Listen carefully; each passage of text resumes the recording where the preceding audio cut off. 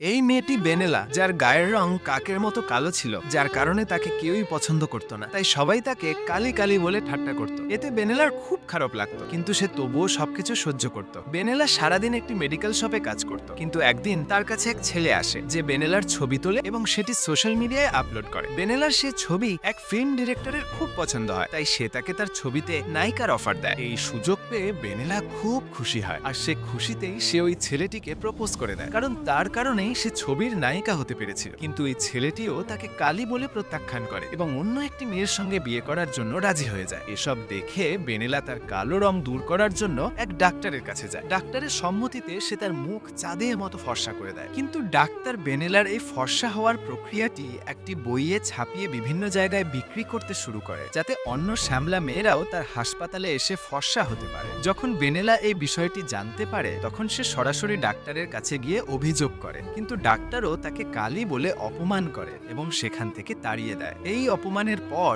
বেনেলা একটি অত্যন্ত বিষাক্ত ওষুধ তৈরি করে, যা কারো শরীরে লাগানো মাত্রই প্রথমে তার রং কালো হয়ে যায় এবং এরপর সেখানেই তার মৃত্যু হয়ে যায়।